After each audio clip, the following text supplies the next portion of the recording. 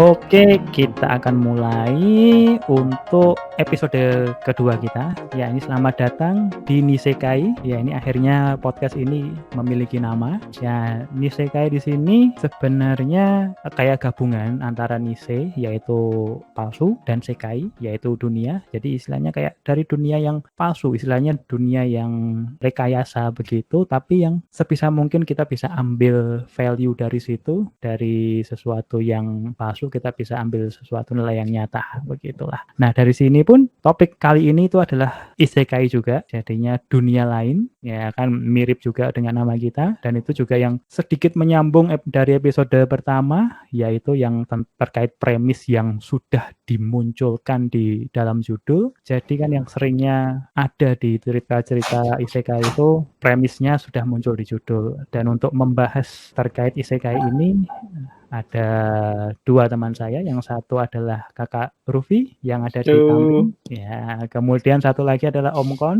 kalau nggak salah ada di Bali ya, ya.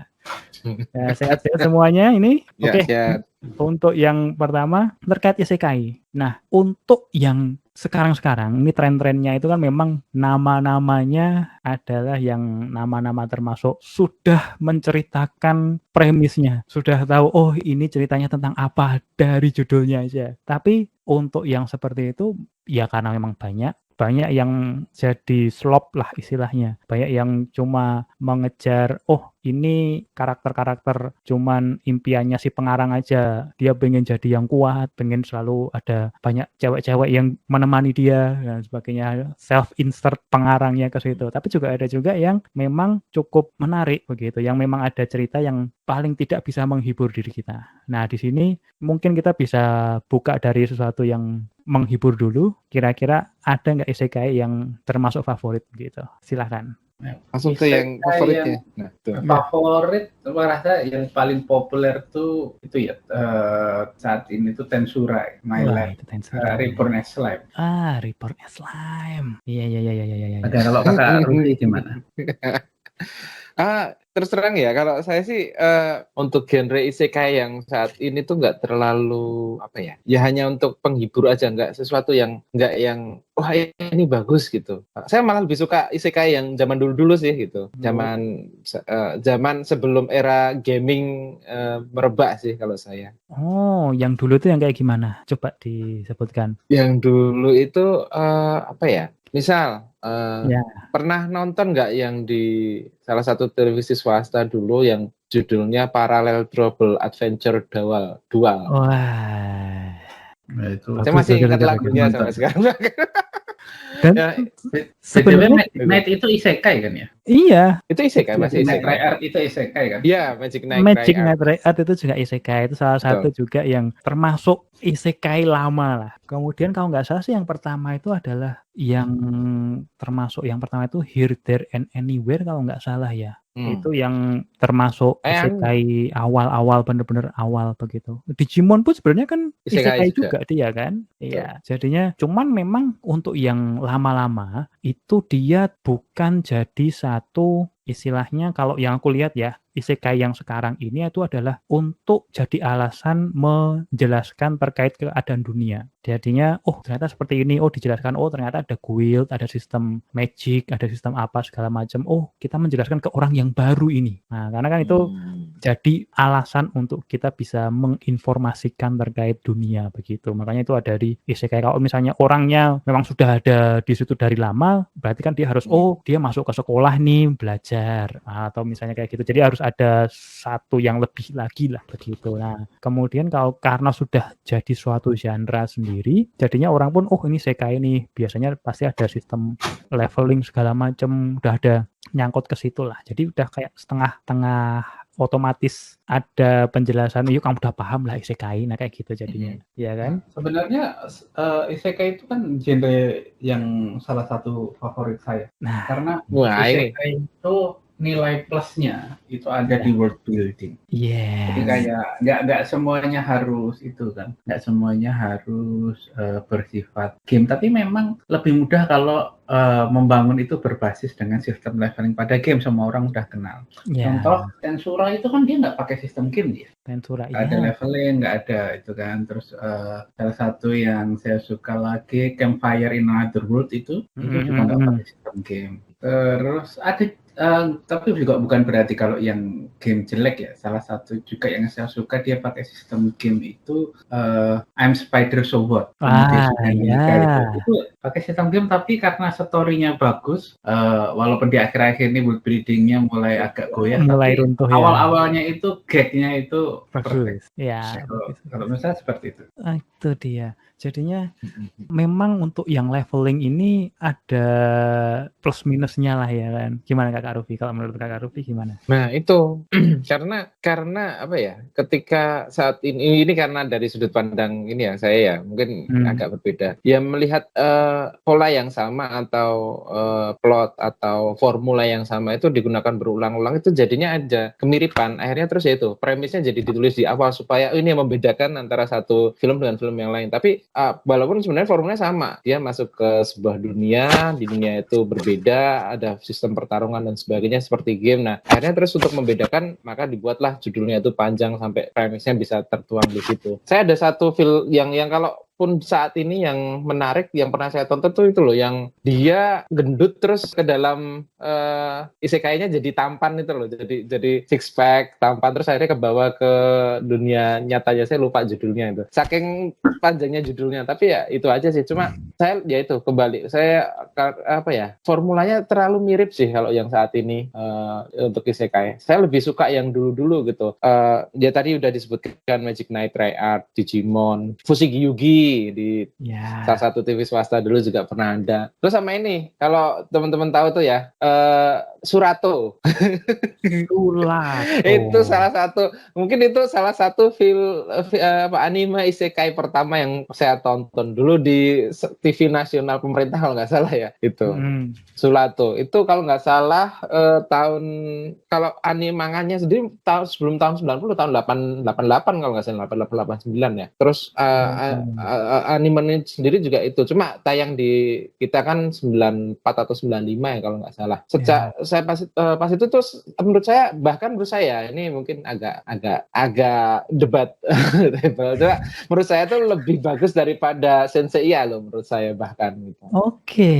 Kenapa kok bisa lebih bagus ini? Apakah karena efek isekai begitu? Ya karena efek isekai, jadi kayak menjelaskan bahwa ternyata ini dunia lah. Jadi kayak ada hubungannya dengan dunia kita gitu. Jadi menurut saya perbedaan yang mendasar isekai dengan, menurut saya ya, perbedaan dasar isekai dengan genre yang lain adalah isekai seakan-akan membuat jembatan antara dunia nyata yang dimana tidak ada hewan-hewan atau kekuatan super gitu ya, dengan dunia yang akan dimasuki oleh si tokoh utama. Jadi itu yang membuat menurut saya Surato itu menjadi lebih bagus daripada Senseiya dengan formula yang mirip ya, mempunyai armor dan lain sebagainya. Tapi kalau Senseiya kan jelas dia pergi ke mana ya? Yunani apa ya? Yunani. Ya Yunani kan, terus dia gitu kan. Padahal kita tahu di Yunani nggak ada gold warrior gitu ya, atau satria baju emas gitu ya, zirah emas itu nggak ada gitu, atau ada Athena dan lain sebagainya nggak ada gitu. Tapi Surato itu memberikan, ketika saya kecil itu memberikan agak masuk akal ketika dia masuk ke suatu dunia dan di situ ada kekuatan lah. Seperti itu sih menurutku. Dan Surato itu selain memberikan sensasi seperti itu juga, dia kan kayaknya mengambil mitologinya itu dari Hindu ya gitu. Mitologinya dari Hindu yang secara hubungan dengan Indonesia mungkin lebih dekat daripada mitologi Yunani atau Yunani ya bukan ya, pokoknya mitologi Yunani ya. Tapi kalau misalnya nih, ini kan biasanya untuk yang isekai itu dunianya itu ada sistem gamenya. Nah, untuk yang kayak SAO, Sword Art Online, nah itu menurut kalian dia termasuk isekai nggak, kayak SAO atau yang misalnya kalau itu No Game No Life sih udah pasti sih. Cuma kayak apa ya, satu lagi ya, Horizon Log misalnya, dia kan juga terjebak di dunia game. Nah, itu menurut kalian itu isekai nggak? Isekai kan pada intinya dunia lain ya. Jadi kalau Iya. misalnya kayak Shangri-La tuh yang dia bisa keluar masuk virtual reality, menurutku itu nggak isekai karena Oke. itu bukan dunia lain tapi sesuatu yang dibuat game. Oke. Nah, berbeda kalau itu yang Overlord. Overlord itu Oke. kan awalnya dia dari main game, terus tiba-tiba terbentuk sebuah dunia yang sesuai Ya. dengan gamenya dia. Semua Nah, yang itu berada di game itu udah nggak lagi berlaku di situ, yang orang nggak bisa berhenti, nggak nambah player, nggak nambah. Menurutku itu isekai. karena kan kalau untuk Overlord itu masih ada misteri lah, itu itunya itu apakah memang, karena juga di lore-nya sendiri, oh dulu sebelumnya juga ada sih yang seperti dia juga begitu kan, yang memang dari game juga begitu. Nah, itu masih ada yang bisa dibuka dari situlah untuk yang Overlord. Nah, tapi menyangkut yang keluar masuk itu, saya jadi kepikiran juga Inuyasha juga itu berarti kan. Nah, Inuyasha Inuyasha itu isekai. isekai karena dia masuk ke dunia. Nah, Terus Iya, nggak bisa keluar. iya dia bisa Kan keluar ketika masuk, dicoba lagi kan ternyata jadi sumur biasa kan itu kalau nggak salah ya. tapi Bisa tetap balik lagi. masih bisa keluar masuk juga karena kadang kan bisa keluar masuk juga kan. Ada. Nah, itu. Pada intinya itu sebuah dunia lain atau Hmm. hanya sandbox gitu loh. Kalau game itu kan satu virtual atau sandbox yang bukan dunia lain, tapi masih Nah, terhubung dengan dunia yang sekarang. Istilahnya itu world buildingnya itu rule-nya dibuat di dunia kita ini. Kayak misalnya Shangri-La itu kan gamenya dibuat oleh developer di dunia ini. Nanti cuma ketika kita masuk ke alatnya, kesadaran kita yang masuk ke permainan itu. Sedangkan servernya sendiri, server gamenya kan ada di dunia ini, bukan dunia lain. Sedangkan kalau Inuyasha, setiap kali si Kagome berpindah ke dunianya Inuyasha itu kan terputus, terlepas dari dia bisa bolak-balik atau enggak, tapi itu kan dunia yang berbeda dari dunia sebelum. Mungkin itu yang menurut saya membedakan isekai dengan. Atau kalau nggak salah itu masa lalu ya. Kalau itu masa lalu bukan isekai, itu time travel. Beda lagi. Kalau begitu gimana dengan Dr. Stone juga? Dr. Stone time travel. Time travel kalau Dr. Stone. Time travel jelas. Ya. Gitu. Sebenarnya kalau maaf ya, sebenarnya kalau Inuyasha itu menurut saya isekai sih, karena zaman dulu nggak ada kayak gitu, nggak ada apa siluman-silumannya, nggak yang siluman itu kan kita sepakati kalau itu makhluk mitologi ya atau makhluk fantasi kan ya. Kalau Dr. Stone kan dia menjadi time travel karena dia tidak memunculkan sesuatu yang fantasi gitu. Tapi kalau Inuyasha menurut saya masih isekai karena masa lalunya itu masa lalu yang fantasi gitu. Paling nggak kita tapi harus ini pendapat saya ya. Terus saya menjawab yang SAO tadi lah. SAO itu menurut saya tetap isekai karena kan dia masuk terus terjebak kan gitu kan. Terjebak ke dalam dunianya itu kan, dan dengan serangkaian permasalahan dan akhirnya berujung bahwa itu juga kejadian di situ akan berpengaruh dengan tubuhnya di dunia nyata gitu kan, dan mungkin juga ada apa ya, kayak semacam orang yang nge-cheat dan lain sebagainya atau game master yang lain sebagainya, sehingga terus membuat problemnya atau level urgensinya menjadi naik gitu. Jadi maksudnya dia di situ tuh tidak sekedar bermain game tapi lebih ke apa namanya, menyelesaikan dengan baik supaya dia bisa selamat. Itu menurut saya masuk isekai. Tapi yang menurut saya yang agak debatable adalah hack ya. Hack itu gimana itu kalau hack ya, maksudnya hack. Itu kalau itu agak gimana ya? Coba silakan kita diskusikan. Kalau hack ini kan yang dia cuman satu orang aja kan yang nggak bisa logout itu kan, kalau saya nggak salah ingat ya, tolong dikoreksi. Iya kan? Kalau hack kebetulan nggak mengikuti itu pas SMA ya. SMA aku hanya terpaku di Big Three. Hack. Coba Kakak Rufi tolong dijabarkan di bagian mana yang membuat debatable lah, yang bisa diperdebatkan, diargumenkan. Kalau hack bukannya memang apa namanya, memang game ya, dia dan game, bukannya ya. Kan jadi masuk ke game terus apa namanya, dia memang bukannya bisa keluar masuk gitu nggak sih?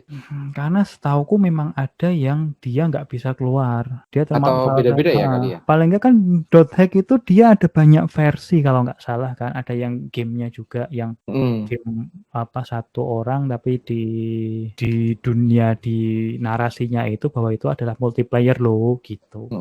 Nah, RPG tapi seolah-olah multiplayer game. Nah, di situ kalau nggak salah kan ada satu. Ya, itu yang agak. Tapi kalau misalnya seperti itu bisa dibilang sama kayak Shangri-La sebenarnya. Jadinya di satu sisi masih bisa, kalau misalnya masih bisa keluar masuk, kita bisa bilang itu bukan dunia yang lain. Walaupun ya secara teknis itu dia punya, anggaplah suatu hukum alamnya sendiri lah gitu. Kayaknya Doteki kecampur-campur antara gamenya dengan animenya kayaknya ya saya. Nah itu dia.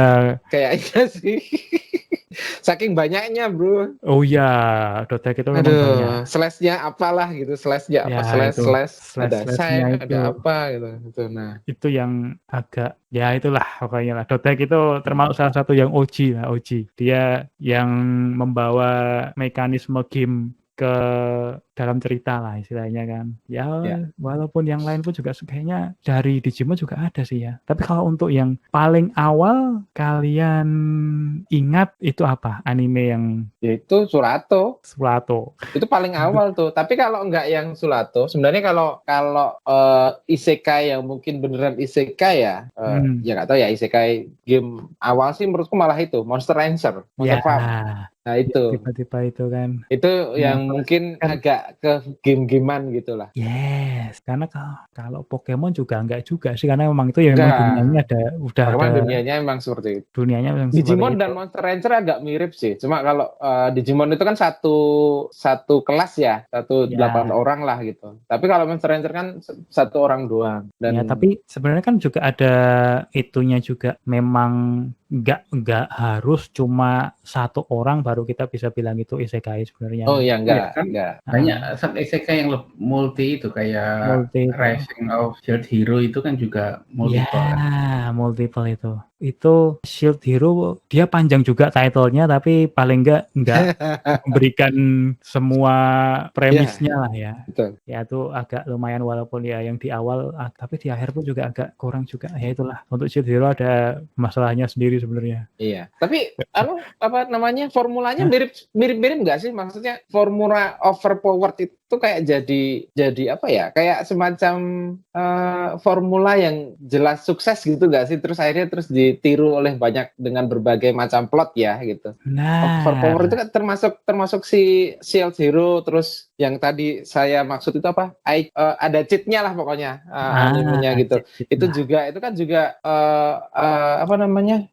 Formulanya juga mirip kan. Maksud saya tadi ya itu, maksudnya saat ini isekai itu pertama masuk ke dalam game atau masuk ke dalam dunia dengan bentukan seperti game gitu ya. Terus formula keduanya dia overpowered gitu ya, entah kenapa kayak gitu, entah dia jadi bahkan sampai ke itu loh, penjinak aja kan ada ya kalau nggak salah anime tentang yang jobnya itu penjinak hewan gitu. Di situ juga overpowered gitu loh. Jadi entah dia megang di situ jadi cuma shield aja, cuma senjatanya cuma apa shield ya, shieldnya apa sih, tameng, cuma tameng aja jadi kuat banget gitu, atau dia gemuk terus di situ jadi tampan dan kuat juga. Dan akhirnya terus kayak gitu. Jadi apa ya itu apa ya, nggak terlalu nggak unik gitu ya. Uniknya cuma jadi di premisnya doang gitu. Sementara dari tadi ya world building terus tipikal formulanya akhirnya repetitif. Itu yang menurut saya agak gimana ya, saya akan nonton ya, tapi cuma sebatas menghibur doang gitu. Sementara tidak menjadi yang favorit seperti mungkin isekai di tahun 90-an itu sih. Salah satu kelemahannya isekai itu sekarang banyak yang jadi self insert gitu loh. Ya benar.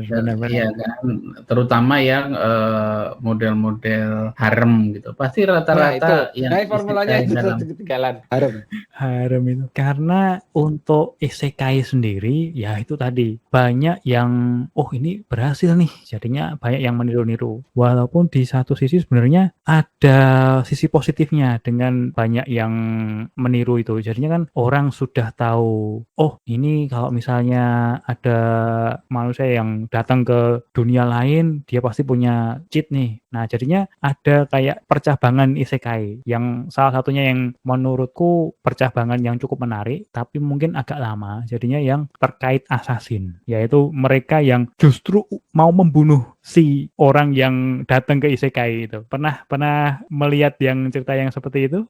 Belum. Belum. Itu ada. Saya Jadi cuma pernah baca yang dari POV sopir truk yang mengirim orang ke isekai. itu juga lumayan itu. Lumayan unik. Ya, kalau Kakak Rufi mungkin pernah ada yang sisi unik dari sistem isekai gini?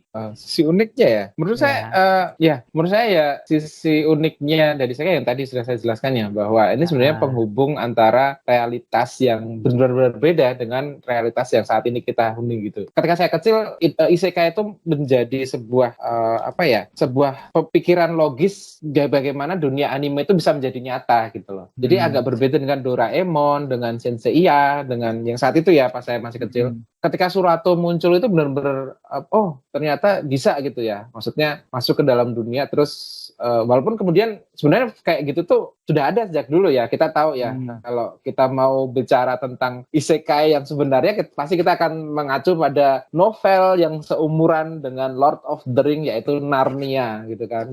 Iya kan gitu kan. Itu kita harus isekai fair itu. dong ya. Itu Jadi itu isekai, sebenarnya memang. banyak isekai sebenarnya gitu. Jumanji. Karena dia masuk ke dalam lemari dan akhirnya dia masuk ke dunia yang lain. Nah, hal-hal seperti itu yang sebenarnya menurut saya dan itu juga membedakan dengan Lord of the Ring. Kita kalau The Lord of the Ring kan kita langsung diberikan, atau Harry Potter kita langsung diberikan dunia seperti ini. Tapi membuat jembatan antara dunia nyata dengan dunia lain itu menurut saya sesuatu konsep yang sampai sekarang akhirnya tetap digunakan, dan itu membuat anak kecil atau mungkin orang yang baru mengenal anime yang merasa anime mah tontonan itu menjadi agak masuk akal loh dibandingkan mungkin yang langsung secara dunia itu sudah ada kekuatan super dan lain sebagainya gitu. Itu satu. Terus yang kedua yang terkait dengan harem itu, Parallel Trouble Adventure Dual itu juga harem loh sebenarnya. Jadi mungkin di tahun 99 sudah seperti itu gitu, dan saya nggak tahu Dual itu pas muncul sukses atau enggak. Yang penting kan pernah ditayangkan di kita, walaupun pas itu saya mengira bahwa ini kayaknya tiruan atau bootlegnya Evangelion nggak sih? tapi entah kenapa saya lebih suka Dual loh daripada Evangelion loh, eranya ya. Karena pas saat itu ya saya nggak tahu. Maksudnya kalau sekarang mungkin secara filosofis atau secara dengan konsep open ending dan lain sebagainya mungkin keren banget ini Evangelion. Tapi saat itu saya lebih suka Dual dibandingkan Evangelion gitu. Karena yang pertama ceritanya lebih simpel, terus lebih gampang diikuti gitu ya. Gampang diikuti, ada haremnya gitu, yang mungkin itu membuat sebuah formula yang akhirnya diikuti oleh isekai selanjutnya. Ya, bisa dibilang kan karena harem itu memang mendului isekai sebenarnya kan. Jadinya iya kan, kalau nggak salah si Ranma itu kan sudah harem duluan kan. Ya walaupun haremnya di dua sisi lah, cowok cewek pun banyak yang mengejar lah. Nah itu termasuk lebih dulu kalau menurutku. Tapi mungkin ada yang lebih dulu lagi dibandingkan itu. Sebenarnya kalau misalnya harem itu kan pengembangan dari Love Triangle. Iya. Karena emang lebih menarik kalau ada opsi gitu. Jadi ada genre yang kita menebak-nebak ini bakal jadi sama yang mana. Walaupun kalau misalnya kita nonton seperti Dan misalnya, itu kan memang tidak berkembang jadi Love Triangle, karena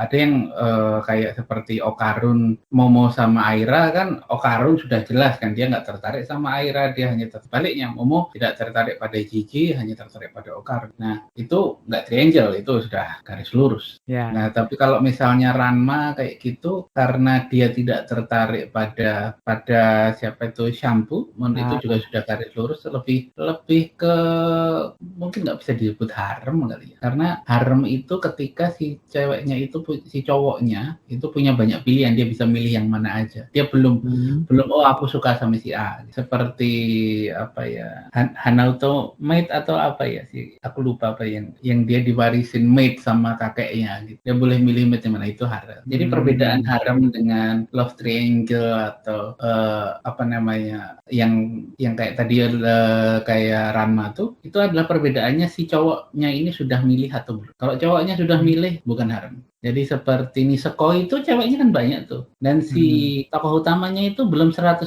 milih tokoh satunya. Si siapa namanya ceweknya itu yang pakai pita? Si Aku lupa. Bulma bukan Bulma. Bulma Dragon Ball. Ya itulah Nah, itu sih. dia kan masih pilih-pilih, itu harem. Kalau masih pilih-pilih itu harem, karena harem itu opsi. Apabila bentuknya masih opsi itu harem. Itu perbedaannya deh. Ya, kayaknya menarik ini untuk harem ini nanti kita dalami lebih lanjut misalnya di satu topik tersendiri begitu. Karena memang salah satu genre yang memang dia itu sudah memantapkan diri bahkan sebelum isekai lah kalau aku bilangnya. Nah, karena juga di dalam isekai itu sendiri itu menurutku adalah suatu tren ketika suatu hal-hal yang sudah matang begitu itu entah dikonstruksi atau dibalik diubah ulang dan lain sebagainya gitu. Jadinya kita melihat dari perspektif yang baru di dunia yang lain kayak gitu. Jadinya kayak aku kemarin sempat baca isekai juga, tapi ya kembali lagi di situ isekainya kadang tempat untuk menjabarkan suatu tatanan masyarakat yang berbeda ya, tapi ya sayangnya yang seringnya muncul di isekai itu ya terkait perbudakan. Itu aja sih yang agak nilai-nilai yang agak kurang lah, akhirnya terlalu banyak sering dieksploitasi di ceritanya isekai. Nah, menurut kalian ada nggak sih satu komponen yang sebenarnya termasuk negatif gitu, tapi sering digunakan di isekai? Menurut kalian yang, atau mungkin bukan negatif lah, yang kalian kurang suka begitu? Sebenarnya kayak apa namanya Rising of the Hero itu kan di Amerika dia jadi kontroversi kan. Karena di cerita itu si putri kerajaannya itu menuduh Shield Hero memperkosa dia. Padahal enggak gitu. Jadi tuduhan palsu terhadap pemerkosaan. Nah, tuduhan palsu terhadap pemerkosaan itu sangat tabu di Amerika. Jadi kita harus selalu percaya pada korban karena di sana mazhabnya kan seperti itu. Jadi itu cukup kontroversial di sana. Walaupun dari segi story ya menurutku nggak masalah sih, karena kalau memang ceritanya gitu ya begitu gitu kan. Mungkin karena pas itu enggak pas Johnny Depp versus itu enggak sih? Oh enggak itu ya? jauh sebelum itu, tapi memang waktu Me Too. Gerakan Me Too itu lumayan besar. Ya, dan satu lagi yang besar, kalian tahu? Produk dan jasa yang mendukung podcast ini.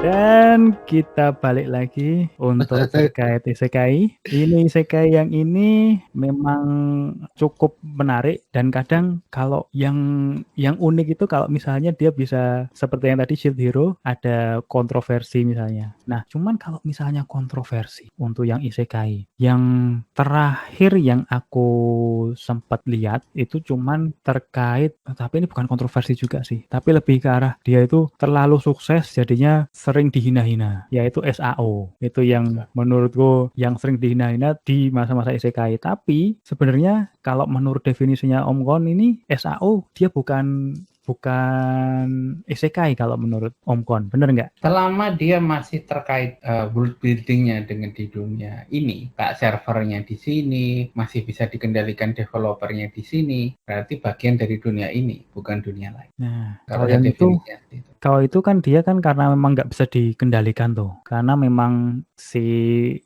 didesain sama si developernya supaya yang di luar nggak bisa ngapa-ngapain kan. Nah, itu termasuk nggak itu? Kan masih bagian dari sini ya, servernya dimatiin, mati lampu, hilang nggak dunianya?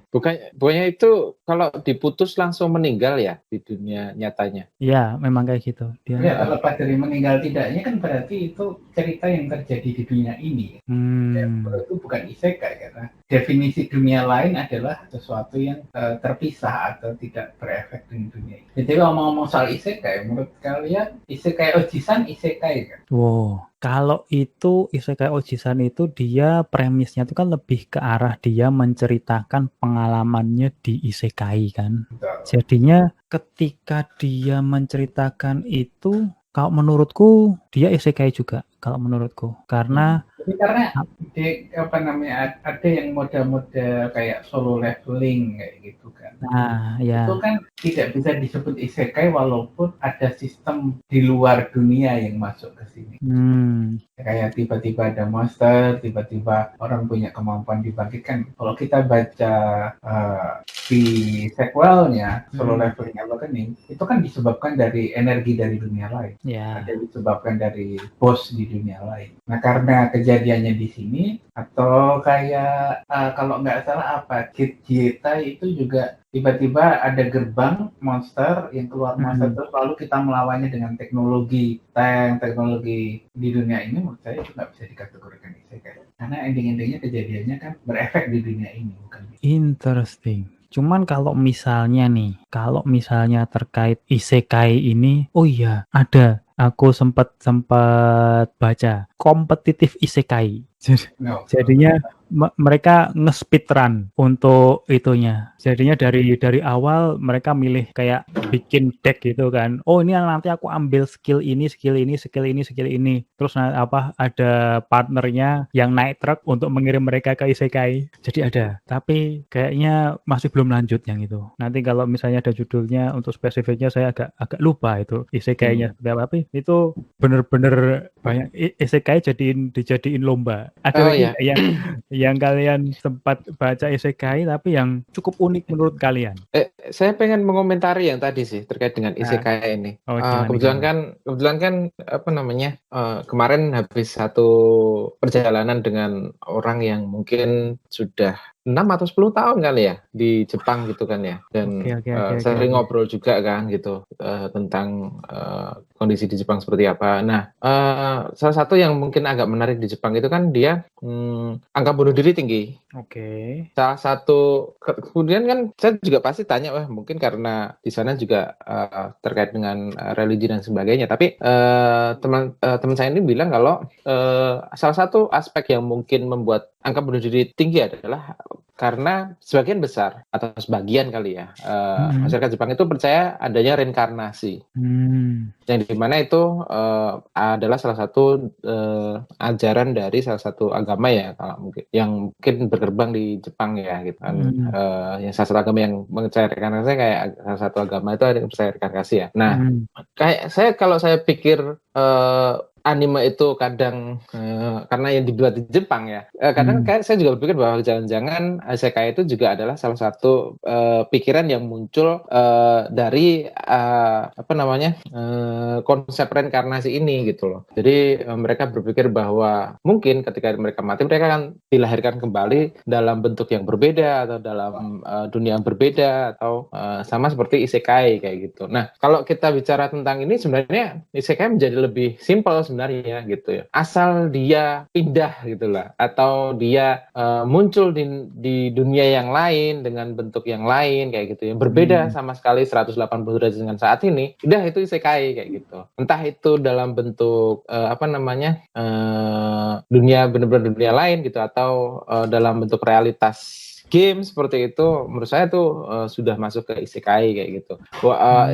Dalam artian gamenya itu benar-benar akan diceritakan ya, bukan game yang dia hanya mainkan seperti Yu-Gi-Oh gitu kan, dia juga main game gitu ya.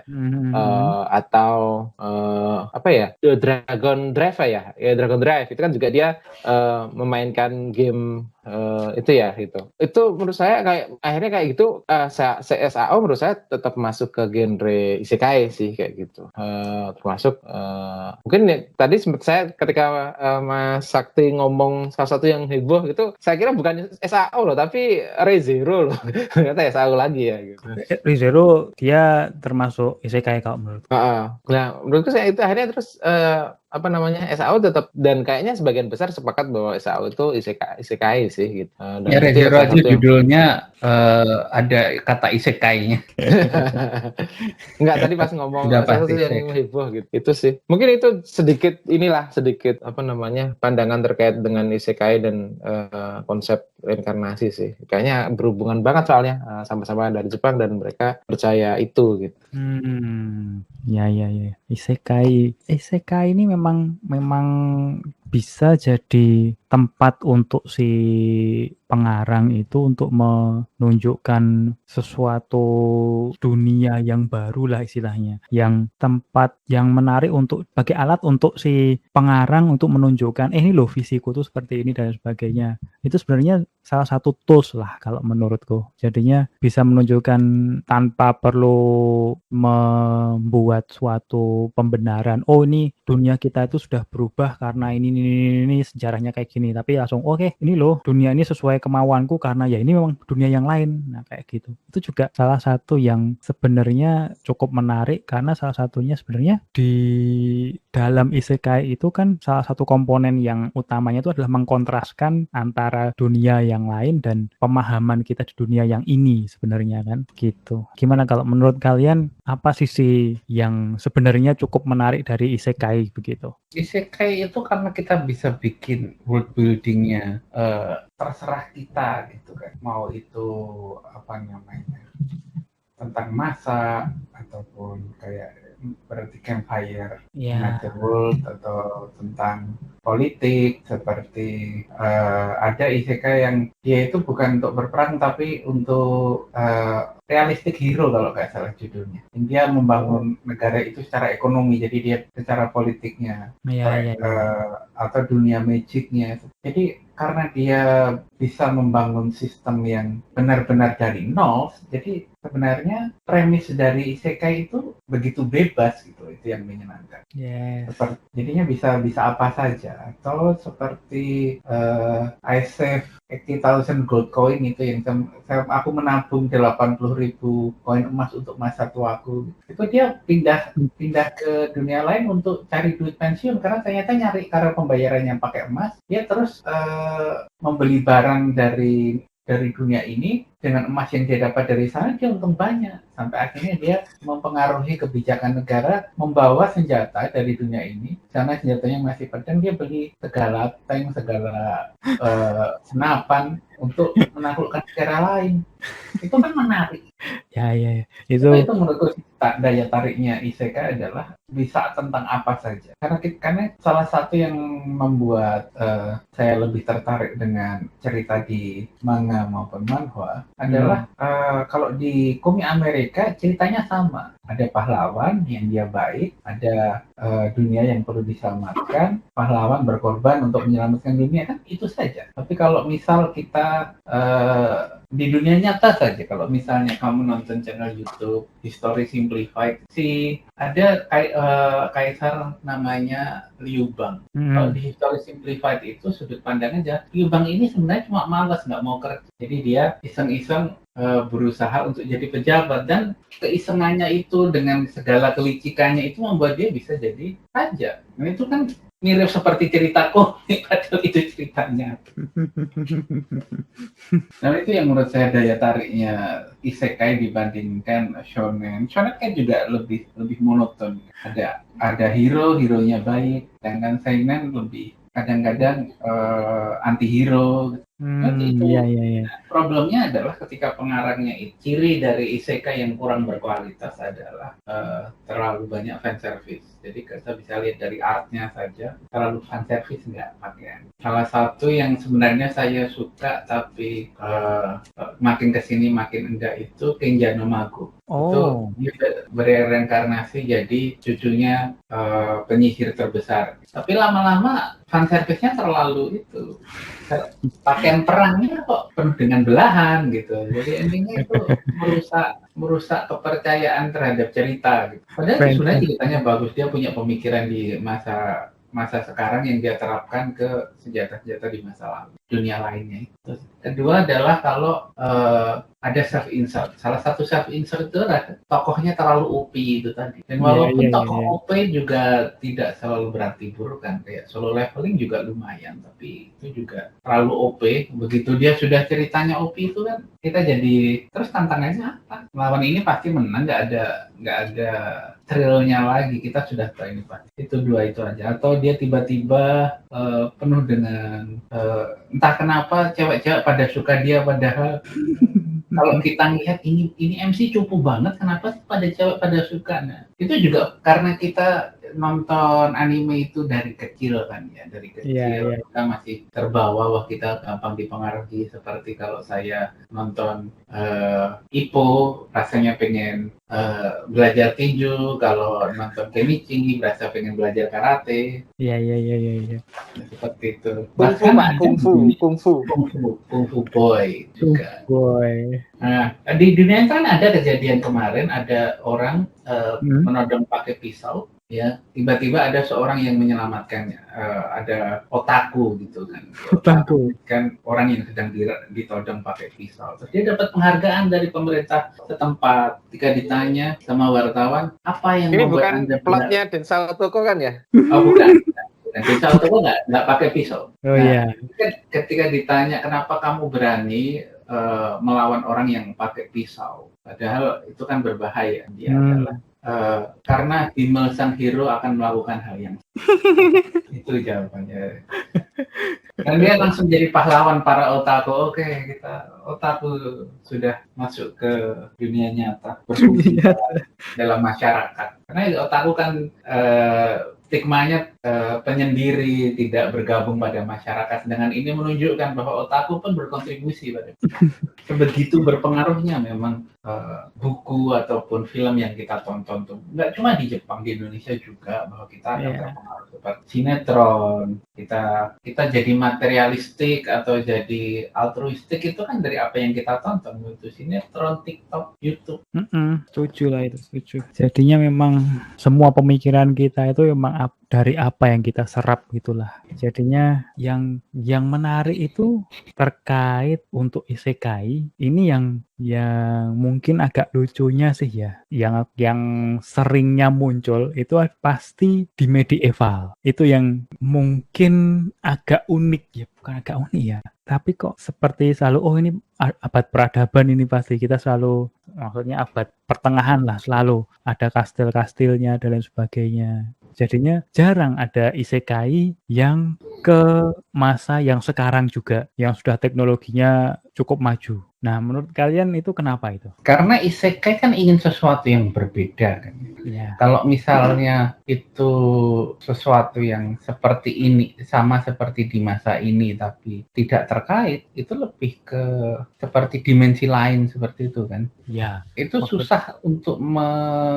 menunjukkan kepada pembaca ini dimensi lain loh, bukan dimensi ini. Yang akibatnya ceritanya akan mirip, jadi kayak solo leveling yang paling itu dunia ini tapi ada kejadian yang berbeda. Kalau misalnya seperti mungkin Gans itu kayak gitu kan, dia kayak pindah ke dunia yang ada alien-aliennya kayak gitu, tapi di saat ini ending-endingnya kan itu nggak bisa disebut isekai karena kita masih terhubung dengan saat ini. Kalau menurutku kenapa mereka pakai cerita di masa lalu, karena bahannya sudah risetnya lebih gampang. Kita kan nggak bisa bayangin masa depan kayak apa. Bahkan ada isekai yang pindah ke masa purba.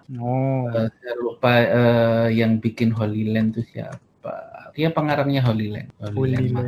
Holy Land manga di Kouji Mori. Coba kita lihat komiknya Kujimori apa saja. Kalau nggak salah Soseno Taiga. Iya, Taiga of Genesis, Soseno Taiga. Dia dari masa depan pindah ke masa di masa purba yang masih ada Neanderthal, masih ada mammoth. Ada juga 10.000 BC sebelum 10.000 BC. Tapi 10.000 BC itu komik hentai. Story-nya bagus tapi hentai.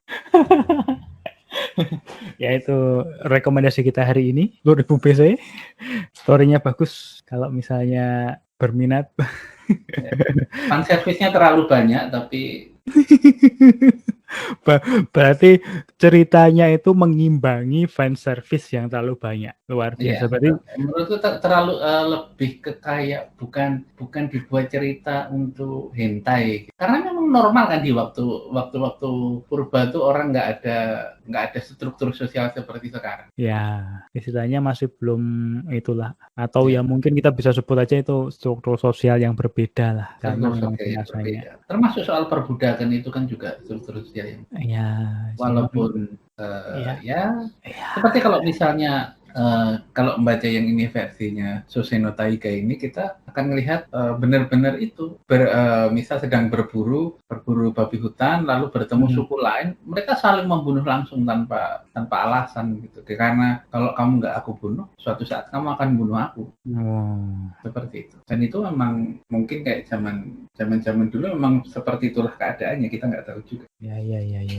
Memang survival langsung dari itu. Ya, kalau untuk survival yang menarik juga aku sempat mendengar, ya bukan dengar sih, sempat tahu lah untuk yang isekai tapi yang memang tanpa ada cheat-cheatnya lah. Jadinya kita asumsikan yang terisekai ini ceritanya itu lebih ke dekonstruksi mungkin ya. Bagaimana misalnya premisnya anak-anak SMA, SMP benar-benar dibawa ke suatu dunia lain di masanya yang mirip dengan abad pertengahan dan ada monster-monsternya. Terus tanpa ada skill-skill cheat lah. Nah, itu juga lumayan menarik. Cuman aku lupa judulnya. Mohon maaf, ini rekomendasinya agak setengah-setengah. Coba nanti ya. Ini aku akan coba carinya. Nah, ini kalau menurut kalian untuk yang membawa unsur realita ke isekai, ini kalian pernah dengar nggak atau ada nggak yang contoh yang kalian sempat lihat atau sempat tahu?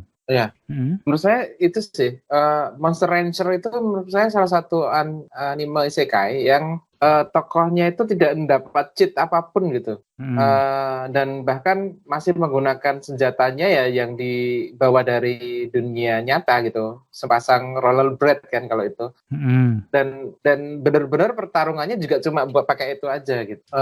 Mungkin agak berbeda dengan dual tadi atau Magic Knight Rayard ya, yang dimana dia mempunyai kekuatan tuh dual, oke lah dia itu, tapi dia bisa tiba-tiba bisa menggunakan mengoperasikan robot dengan sebegitu ahlinya gitu, padahal di dunia nyata dia hanya seorang siswa SMP biasa gitu. Menurut saya yang paling realistis ya, walaupun tetap aja penuh dengan adegan pertarungan ya Monster Rancher sih. Kayak apa ya? Kayak agak serem gitu. Dimana anak SMP tiba-tiba terlempar di dunia yang penuh monster. Ya walaupun dia ada monster yang dia jadi temannya sih, tapi agak serem gitu. Maksudnya dia nggak punya skill, nggak punya magic, nggak punya apa istilahnya kayak modal di awal untuk bisa mengalahkan musuhnya dan kembali ke dunia nyatanya gitu. Tapi satu hal yang mungkin ini ya, mungkin tadi ada pertanyaan terkait apa yang menjadi sebuah genre isekai itu menarik. Kalau saya sendiri ya, yang membuat genre isekai menarik dan berbeda dengan genre yang lain kan pasti ya, di mana dia